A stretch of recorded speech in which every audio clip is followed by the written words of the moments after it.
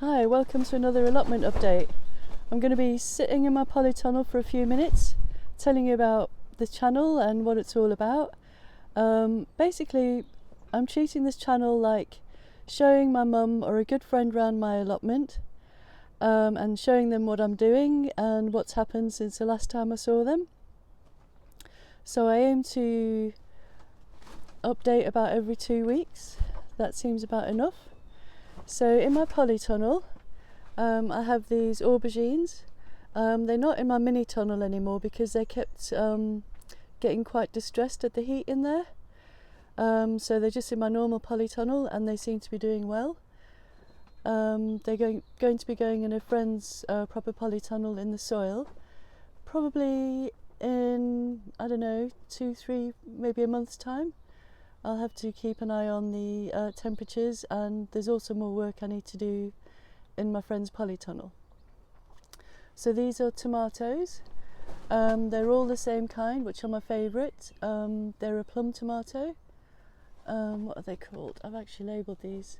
San Maranzo, I think. Apologies if I've not said that correctly. So next I have these gorgeous Cape gooseberries. I absolutely love Cape gooseberries. I make jam and chutneys, and I love eating the berries as well. So I've got a tray that needs potting on. The ones I've potted on are doing really well. Those holes appeared, I was sunning them outside and something just took a big hops out of them. These ones here are doing really well. Peppers are doing great. They really like being in the mini tunnel. They're quite sensitive to cold. Down here I have some trailing lobelia and a couple of coriander plants. I think that'll make a really nice basket. Not basket, I mean just a container, which I'll keep well watered and put outside when it warms up a bit. In that little pot in the far corner is some clematis that my friend potted on for me. Hopefully in 6 weeks' time there'll be a root system, and I can plant them out. In that one there's some more trailing lobelia because I really love it. That's going to go into a hanging basket. Down the bottom, down below there, I've just seeded my beans. I kind of forgot to bring them down a couple of times, but they're finally in pots, and hopefully in not too long I will be able to see some sprouts. And then probably end of May I have a gorgeous spot to put them. That still needs to be made, but I have a good plan for that, and it's going to be creating some shade for us as well. So multi-purpose beans. These are my salad crops. I haven't put them out yet because the weather's been a little bit unpredictable, and also if I put them out when they're too young, the slugs just get them straight away. So I'm going to wait till they're a little bit less tender and a bit less appealing for slugs.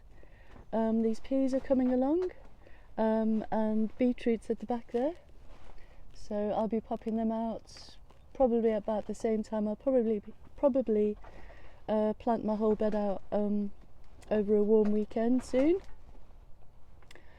With my potatoes, they're still chitting. Hopefully they'll do something. These are all my flowers. These are my sweet peas. They've come up, and I will try and remember to pinch out the centre growing point so that they bush out. These are more flowers. I didn't label them. But those look to me to be night-scented stock. More tomatoes to go into my friend's polytunnel. More flower seedlings rather. The ones on the left are Morning Glory, and I have a lovely spot for them. And I think these look like corn cockles, I think. And I'm not sure what the others are. They all have different germination rates, so I'm just making sure I keep them warm and moist. A friend gave me a couple of cucumbers, Telegram, so I'll probably put them, I might put one in the polytunnel and one no, I need to put them both outdoors because they need each other to pollinate. So let's see what's happening in my fruit cage. I've been doing a lot of work in here. I've weeded out all the grass and the perennial weeds. Obviously I haven't taken the dandelion out. It's such a gorgeous big plant, I might just leave it for a while. These are the cuttings that have struck when I took off the extra long branches when I pruned back my black currants. I popped the bits I cut off into the ground and they've struck, which is great. This is one I did last year, so that's that needs to be going into the hedge where there's a space. I have a raspberry. That's a friend gave me an autumn raspberry. That's coming along. I've had a couple of meals from my. This is a I thought that was a perpetual kale, but it's the other one started, like I said in my last update, the other one started flowering, so I've eaten it. So I've taken the top of that one, and the leaves are looking great. I'll crop some tonight for my dinner. This is a mature blackcurrant. My friend and I popped in my blueberry. It was in a big pot, now it's in the ground, and I think hopefully it'll be happier. So all I've left in here mainly is clover. So this purple sprouting is coming along really, really well, as is this one. I need to crop them really soon. This white currant is looking lovely. I've had a couple of meals of this purple sprouting broccoli here. I found some strawberry plants which I popped in, so I have 3 strawberry plants. I kind of gave up on strawberries because the squirrels, or I think it was squirrels, got them every year. So I've popped them in the fruit cage. Hopefully I'll get some strawberries. This is another blueberry, but it's a lot smaller than the other one. It's a different type, so hopefully that'll be happy there.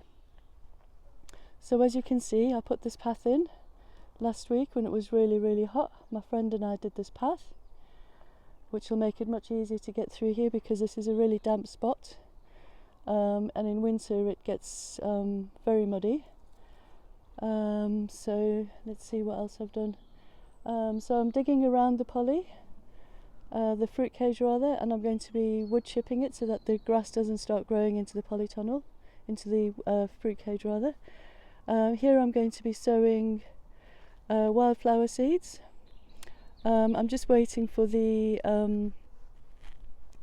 forget-me-nots to finish flowering because obviously the insects really love them. So this is where I'm going to be sowing my wildflower seed mix. And over here I decided to build up the level because we need that space on that corner. We need as much space as we can to get around there with wheelbarrows and tools and whatnot. And yeah, it's just better for access. So all the grass I've been taking up here and in the polytunnel, there was lots of it. I've been replanting there.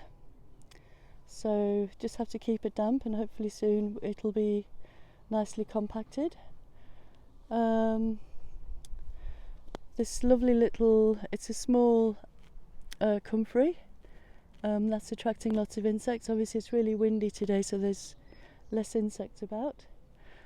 So I've still got this bit here to dig out and wood chip. And all the weeds and everything I've just been chucking behind here, just to build up this bit between the hedge and these stepping stones or sitting stones. This little area, obviously the daffodils are going over now, but my periwinkle is just about to flower. Absolutely love periwinkle flowers, they're gorgeous purple flowers. And this is campanula leaves. They're gorgeous purple flowers too. And yes, and I've left these forget-me-nots in because I think they're just very bright and cheerful, and they're one of the first things to flower, so they're really useful for pollinators, but they're also very pretty. Let me show you.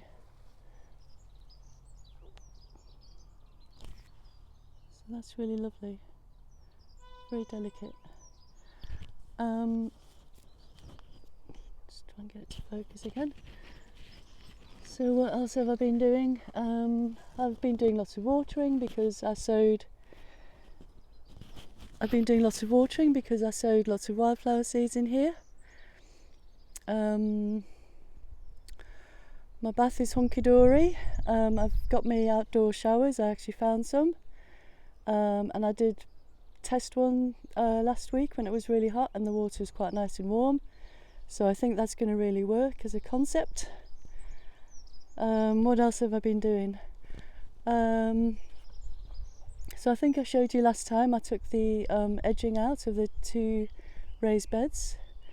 They really weren't working so well, and they just seem to attract lots of slugs, which is not great. So I'm going to be growing like this. I can't afford all the timber and scaffolding boards and whatnot. It's going to be over £100, so forget that. So this is going to be my main growing bed. It's nice and large. Obviously I've taken the central path out, and all the other bits that I've been removing lawn from, I've been using it here, sometimes bulb by bulb of grass seed. It's really like laying paths. It's very repetitive. It seems really a silly thing to do, but after a couple of hours, when you look back at the work you've done, it's very satisfying, and yeah, and it's useful too. So these are my wildflower seeds coming up here. I've just had to remember to keep them damp and watered. This is what the allotment looks like now. We've had to put a bit of that shade cloth up because it was so hot last week. Oh, let me show you here. This is absolutely gorgeous. This is a marsh marigold, and it's rather wonderful. It really, really glows in the sunshine,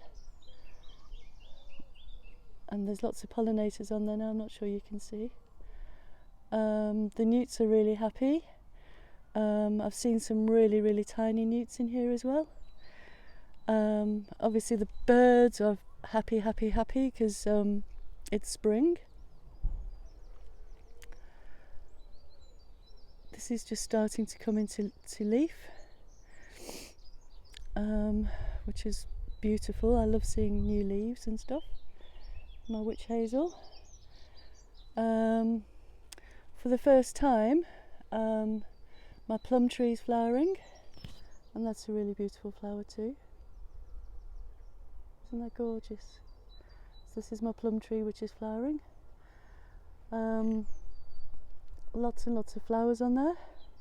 It's a bit of a dull day, so you can't really see them, but it's coming into leaf as well. Let's see if we can get some. There you go. Some more flowers on there. So you never know, I might get some plums this year. So I think it's the 3rd year I've had it on my plot, and it was a 2-year-old plant before, tree before. So a friend told me that they do take quite a long time to establish. So if I get a plum or 2 this year, I'll be very happy. This cherry tree is flowering. Again, they're absolutely gorgeous flowers. Let me try and get the light.